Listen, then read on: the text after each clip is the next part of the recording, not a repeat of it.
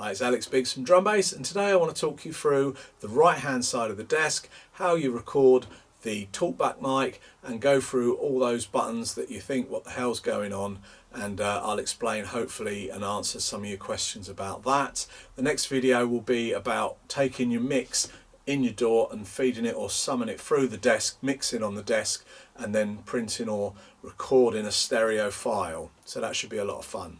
So please subscribe, hit the bell icon, and when the video comes up you'll be notified. Let's get into it. Okay, let's have a look at the sections of the console, or how I see them. So I see this as a monitor controller, and I see this as what I send to the monitors. This is what I send to the headphones. This is what I send to the artist. This is the compressor. These are your externals in from a computer. These are your externals in from an outside source. So what we can do is we'll go through these sections bit by bit. So the first one is the monitor. So the cut function means it literally cuts the mix. Now mine's turned up high because I run it into my monitor controller, which is a separate external one. It's the Audient Nero. Again, it's got a sub function. That's the only thing missing, I think, on this. And also the dial's a lot bigger and it's just nearer to me, so that's why I've wired that in. So what we can see is the cut function, and if we raise that, it means the music comes back through, and that could be your mixing. And again, you don't really want to mess with your volumes while you're doing a mix, so if you can cut it or cut it lower, that's perfect, and hence why these have got these, because you want your ears to get used to the sound. So this cuts it, so you might get a phone call or something, you just whack that down, stops the music. Now if you're with the artist and you want to listen to the track but still talk to the artist, you can dim it. And again, that's set by this rotary pot here. Now if you've got another set of monitors, a lot of engineers have other sets of monitors, and they are used in the alternate, and you can see the alternate monitors out the back here. Mono is really good if you want to mono your mix. It could be you've done already the panning and you're still not happy, so you go back, mono it, and that means nothing's going to distract you, because when you pan things it obviously sounds really good. This is a good function to use. Now coming up, what we've got here is what we're sending to the monitors and how we're doing it. These are your volumes. So if there's nothing up, nothing will go to the monitors, so you need something. Now if I pushed main, that would be if there was no buttons down, I'd push main and I could send a signal. But what I'm doing is I'm running external 2. So my external at this point is my computer, because I'm recording this microphone output into it, and I'll go through why I'm doing that just to show you really, and I'll show you how I do that. So I'm using external 2. Now if I wanted to use these externals, I wouldn't push this down, I'd bring it up, and then what you'd have, and again the volume. Okay, so that is bringing the externals from the outside of the desk in, or that's how I see it, and when you push it down, that's bringing it from the USB into the desk. Okay, so there's your externals there. So you've got external 1 and 2, you've got your main, and then you've got bus B, and again bus B is when you use these as an alternate bus mix.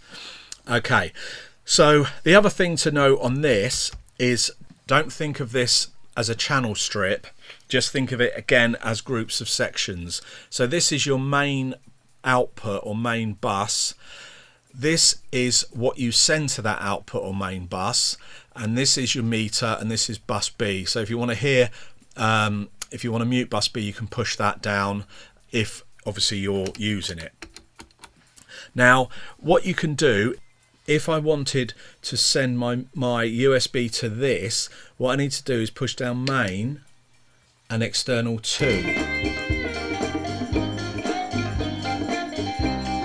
Now the good thing with that is you can use the fade. Okay, it's because I'm recording the mic that's a bit lively. Okay, so again, I'm taking off external, go to that external, and then again, you can hear it. And if you look, it comes out the back of the desk, so that's an option. Again, there's so much routing with this desk. Again, I'm not covering it all, I'm just trying to do the main bits for you. Okay, so we've got the monitor, we've got what we're sending to there, or we could send it to the main bus. The headphones, again, if you've got none of them selected, it just comes out of the headphones as a main mix, or I want to interrupt it and send my cues. So this is where these come in, the cues here, stereo cues. So I could send whatever channel I want to these headphones. Now how I've done it, I've sent my stereo cues, which are, think of them as auxiliary sends, I've sent them to a headphone amp at the back of the desk. There's the output there, so you've got two different outputs. I've basically sent it out to a headphone amp because it means I don't have to run loads of headphone cables. Also it means they can adjust the volume themselves, and there's 4 outputs, so I can have lots of headphone outputs as opposed to 2. There is some other benefits as well, but basically it just means that you can send what you like to the headphone stereo out. Okay, now with the stereo cues, what you've got to remember is obviously you need to have your volume sorted, and you've just got to think of the stereo cues as going to this section here. It doesn't necessarily only go there, but we're just looking at this. So let me have a little look at this foldback section. So foldback is an old term used for stage monitors. So when you see artists on stage and they've got speakers in front of them, the foldbacks is what they were called, and the engineers would send whatever they want to them, hence the foldback section, and you can send whatever you want to them via this. So the talkback function overrides the other sections, and this is how I'm recording this talkback input. So you've got your 4 XLRs and a cheeky spare one which you can use for recording, and this is why I'm using it just to demonstrate.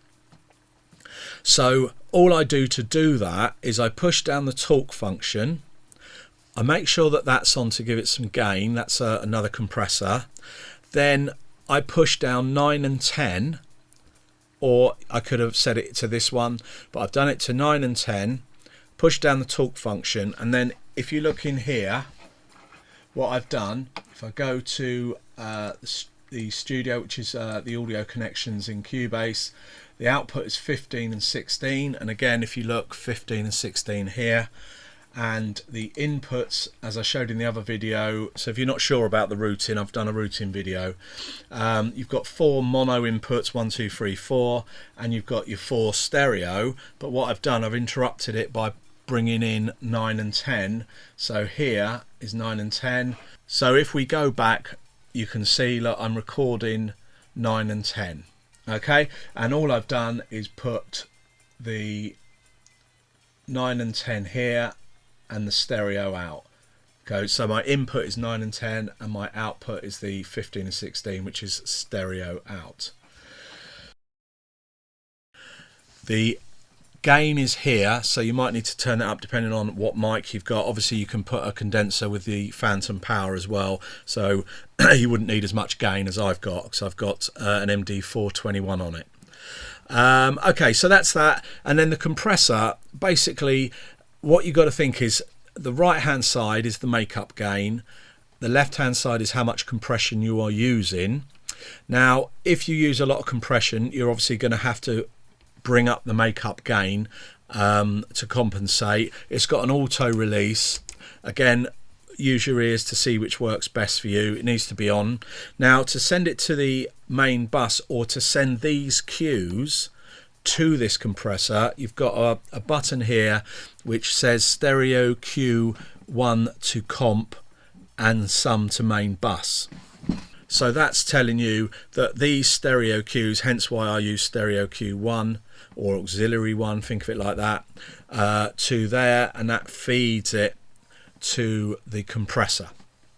Faders on the stereo cues. Now, next to the volume of the stereo cues, you've got a post and a pre. So obviously when it's up, it's pre-fader.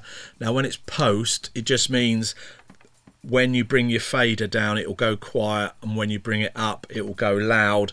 And that's so if you've got lots of stereo mixes, you can obviously adjust how loud you have, say, the drums, or how loud you have the keyboard, and any other things in there.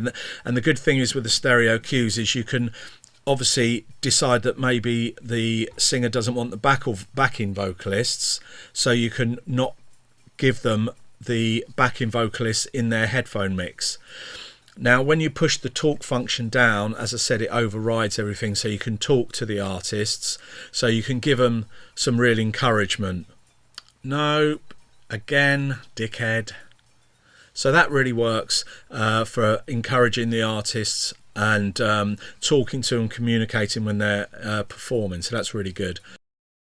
Next video, as I say, is going to be recording that mix through the desk, and then the one after that will be hopefully with the musicians, seeing how they record, and I'll create a song and see what happens there. So that should be a lot of fun, and thanks for staying with me this long. Take care, bye.